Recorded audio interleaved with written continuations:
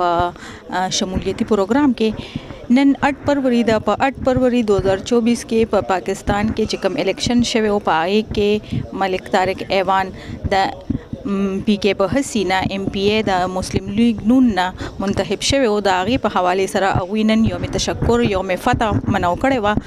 ریلې انعقاد یې کړی او ریلي د خپلې قلعه نیواله د تر قلعه بالاحصاره پورې اوښکې وه. نن مونږ اوس په دې ټایم کې چې کوم ځای کې موجود یو دلته کې به دوی آتشبازیانې کوي او ورسره شمولیتي پروګرام هم نن راځي. دې حوالې سره به مونږ خبرې کوو. جی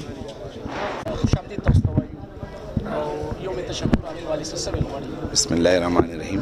ډیره مهرباني اختر بھائی، زه ستاسو د چینل او ستاسو د ټیم مشکور یم چې تاسو دومره ټایم وشو چې موږ سره تقریبا 1 بجې نه تاسو موږ سره یې. نننۍ حوالې سره خو به زه دا وایم چې نن ورځ باندې الیکشن شوی او تیر شوی کال او الحمدلله دغه تاریخ باندې 5 فروری باندې نو ټول پاکستان کې الحمدلله یو ډیره ښه فیصله شوی وه چې هغه مسلم لیگ نون په حق کې خلکو ووټ ورکړی او مرکز کې چې دی نو میاں شهباز شریف صاحب حکومت راغلی دی. تاسو ګوره لګی چې هغه رسته رضا الحمدلله د عوامو خدمت کوي لګیا دي او رسته رضا هغه پاکستان چې دی مخ په بره بوزي لګیا دي. نو مونږ به ډیره مونږ خو یو یوم تشکر هم دی او یوم فتح هم ده. نو مونږ چې کله روانېدو کله نو تاسو وکتل چې مونږ ټولو ملګرو اکثریت ما سره نفلونه د الله پاک په حضور کې هم د شکرانې ادا کړل. هغې نه پس لاړل خپله ریلي مو وکړه. اوس انشاءالله انتظار کوو چې آتشبازي ټایم دی دلته ټي پارټي وه دا ما اټینډ کړله او دې نه پس انشاءالله آتشبازۍ له به ځو. تاسو نن یوم تشکر هم مناوه او شمولیتي پروګرام هم د دې حوالې سره عوام له څه میسج؟ زه به عوام ته دا وایم چې تاسو ویښ شئ او بیداره شئ او خپل د ملک خدمتګار خلک وپېژنئ. کم خلک چې د ادارو مخالفت کوي د پاکستان مخالفت کوي نو هغه خلک چې دی د پاکستان وفادار نه دي. پاکستان وفادار صرف او صرف یو پارټي ده چې هغه پاکستان مسلم لیگ نون ده او میاں شهباز شریف صاحب او نواز شریف صاحب په سربراهي کې دا مخبره روانه ده او راځي تاسو دې پارټۍ کې شامل شئ.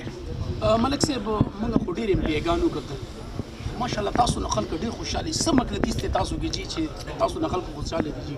د الله پاک کرم نوازي ده او د حضور پاک صلی الله علیه وسلم صدقه کې ماته دعا ده او بیا دعا زه دا وایم چې ماته د خپل مور او پلار دعا ده چې زه ډېر وړوکی وم ما مور پلار مړه شوي ماته یاد دي خو ماته به مور پلار ډېره دعا کوله نو دا د دعا نتیجه ده. چې ملک صاحب پی کې بي اس سی او عام عوام له څه میسج ورکول غواړي؟ عام عوام ته زه دا وایم پی کې بي اس سی له پېښور له چې انشاءالله تعالی رحمان تاسو چې څنګه تاسو ته ما ویلي دي چې لیګلی زه تاسو ایم پی ای منتخب کړم خو زه یم ستاسو خادم په حیثیت باندې خدمت کوم لګیم. دا یو کال پوره شو شکر الحمدلله د هغې کارکردګي نن ماته دا معلومه شوه چې ما یو وړوکی غوندې میسج چلولی او تاسو د دې څیز ګواه یې چې څونه په ګڼ تعداد کې خلک رالل زما مینوال رالل او ما سره په ریلی کې شامل شو او تر اوسه پورې دلته هم ناسره ناست دي.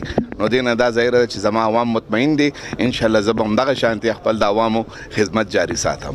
कहूँगा कि आज पिछले साल इसी दिन पे इसी तारीख पे हमारी PK 82 की आवाम ने जो गैरत की थी, जो एक बहादुरी का मुजाहरा किया था, अपने एक ऐसे कैंडिडेट को, एक हकीकी कैंडिडेट को वोट दिया था जिसने उनकी आवाज़ असम्बली तक पहुंचाई है और उन्होंने यही कहा था कि यार हमें एक ऐसा चाहिए, ऐसा कैंडिडेट चाहिए कि हमारी आवाज़ असम्बली तक पहुंचा सके. और इसी तरह हुआ जब मलिक तारिक ऐवान को उन्होंने कामयाब किया वोट देकर. तो मलिक तारिक ऐवान ने सबसे पहली स्पीच में आप देख सकते हैं ऑन रिकॉर्ड है कि उन्होंने पहली स्पीच में अपनी आवाम के लिए, अपने रिश का जितना यूनियन था उनके लिए आवाज़ उठाई थी, तमाम गरीबों के लिए आवाज़ उठाई थी.